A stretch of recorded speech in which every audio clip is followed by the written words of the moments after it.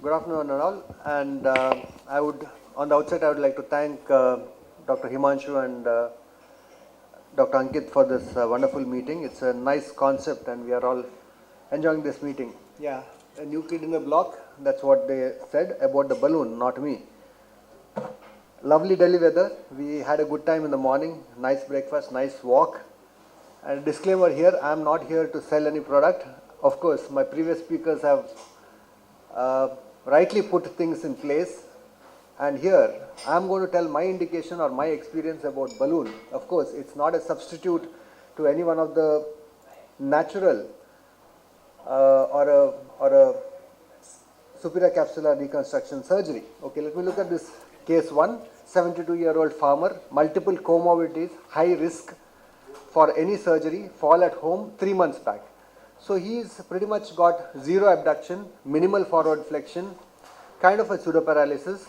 Of course, if it is a deltoid dystony, it would have settled down by about 3 months' time. At 3 months, he comes to us with this. We get an MRI scan, a completely retracted, irreparable supraspinatus tear, fatty infiltration of a little more than grade 2, subscapularis, which is intact. This is an arthroscopic picture. As Dr. Nagaraj was telling, it's very important that we have the anterior cable and the posterior cable. Of course, this is an irreparable supraspinatus tear. Subscap was intact, and the anterior cable almost gone. There's hardly any tissues to put the two cables back in place or to do any kind of a repair work. The tissue quality is not good. So the problems what we face here: retraction, muscle atrophy, poor tissue quality, and of course irreparability. Now this irreparability is something which we need to understand. What are the options here? I had an option of lower trapezius transfer, reverse shoulder arthroplasty, SCR, and of course a balloon spacer.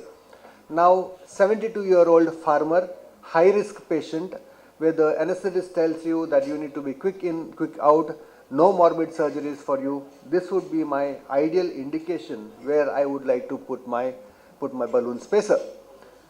A torn cuff tear, we all know that the head migrates proximally and the center of rotation just shifts. The whole thing is to have a depressor effect, and the balloon acts like one of these army men who would get into that space and probably protect or prevent your head from migration upwards. And this is the whole concept how a balloon spacer would work. Just like your SCR, which would give you a depressor effect on the head, a balloon spacer would kind of do a similar job but less invasively. Now, who are the patients whom I would offer a balloon spacer? Irreparable supraspinatus tear without high grade of osteoarthritis in the glenohumeral joint, with an intact subscapularis tear, infraspinatus. This is that question. If the patient is having a good infraspinatus, I would be happy. If the patient has got partial infraspinatus tear, you may consider a balloon spacer here. Delaminated full thickness tears which are retracted. Of course, it forms a relative indication for me.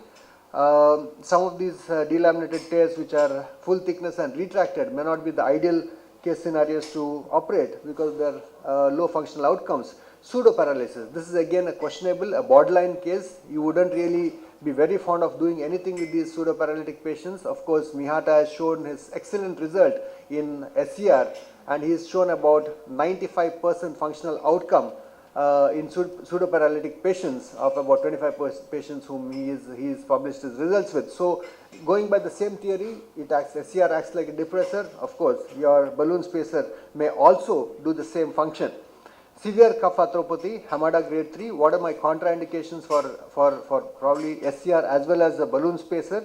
Severe cuff arthropathies, patient without deltoid muscle function, axillary nerve palsies, irreparable subscap tendons, of course, allergy to the substance. Now, in a little bit of a history of the in-space balloon, or what we have the balloon spacer right now available with the Stryker. It was first marked in 2010, and the product came into market by about 2021. So it's got its FDA clearance in 2021 after a pivotal study. A patient, the results were published in 2020. Now, what is this balloon made out of? It is made out of biodegradable PLA and a co-E caprolactone substance which is degraded in the body by hydrolysis. So this product degrades in about a year's time is what it is claimed to be. It is designed to restore the subacromial space and improve the functional mobility. It's got various components. It's a very handy, ergonomically very nice device to hold, like if we have been using our fast fix and so on and so forth. So it's a very easy product to hold in hand and to deploy and to deliver. I'm not going to go about the various components here. I do my all my subacromial work in beach chair position with an arm positioner. You don't need to have multiple portals. You can just have two portals. One is a standard lateral viewing portal and the standard posterior viewing portal, and a lateral portal for introduction of your instrument. Here massive irreparable cuff tear, bald head, proximally migrated. This is an ideal case scenario for this patient. There is no cuff to be repaired at all. Of course the subscap is intact in this patient. I'm not able to move my slide. Of course, selecting the implant size is very important. One needs to be very judicious in selecting the implant size. Over stuffiness is not something what you would want. At the same time, undersizing of your implant may not be very helpful. There are different sizes of balloons available. There are three sizes of about 5 to 10 millimeters apart. There is a 40 millimeters, there is a small size 40 to 50 millimeters, and then which is large, more than 50 millimeters. I usually end up putting the medium size balloon, which is ideal for male Indian patients. Selecting the implant size, how do you do that? You can take your simple ruler, what you use for your measuring your depth gauge in your ACL reconstructions, measure it from 1 centimeter medial to the margin of the glenoid rim up to the border of the greater trochanter. Once you have done with that, you can just introduce your sleeve inside, past pointing your glenoid rim.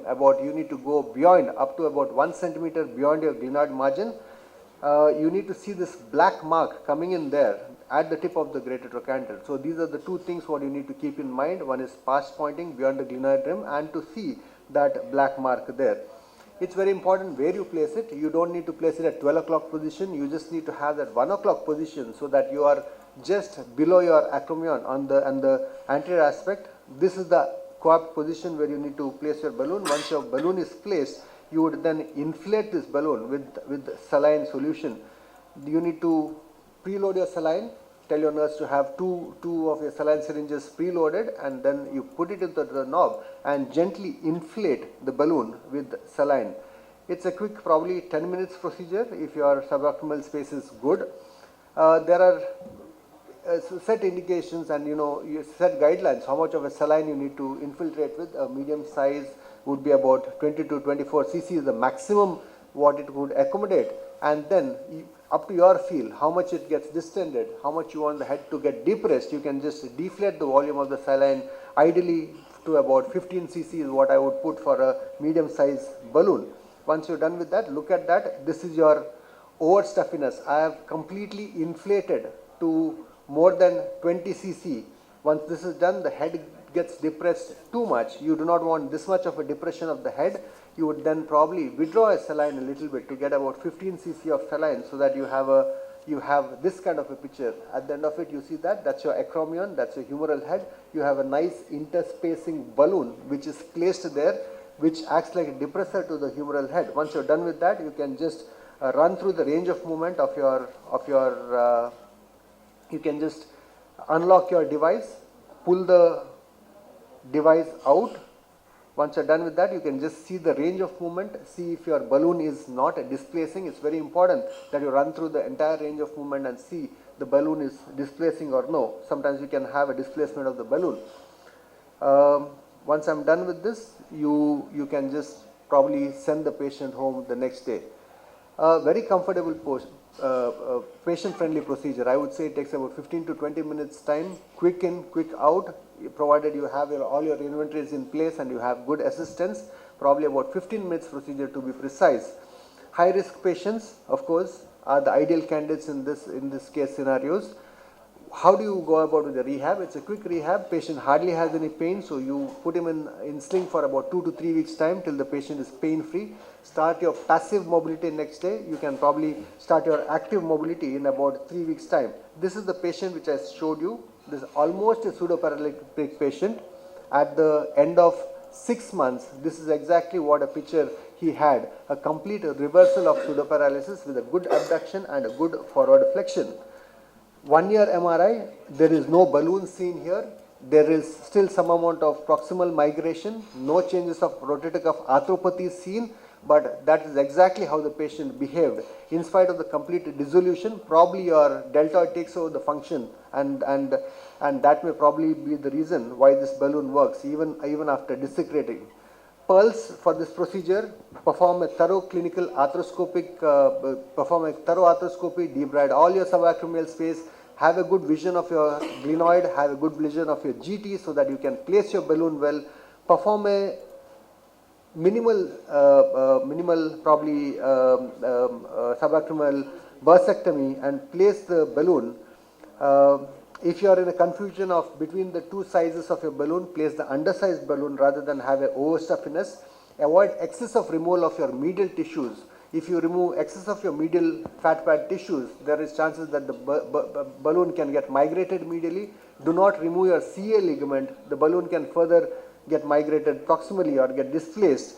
Ensure that you have adequate volume of fluid. Do not overstuff the fluid. If you have too much of a depressor effect of your head, the deltoid gets overtension. At the same time, if you have less volume of fluid, your balloon can probably slip away. It's a less invasive, less risk procedure, probably a short operative time and less technically demanding, quick in, quick out, and a faster rehabilitation. It preserves the native shoulder anatomy, so you're not burning any bridge. Tomorrow's date, if you want to convert it into some other procedure, you can always do that. It is an ideal procedure for a small subset of population. I wouldn't say any patient go ahead and put your balloon spacer. Your indications have to be right. Of course, allergies are a contraindication.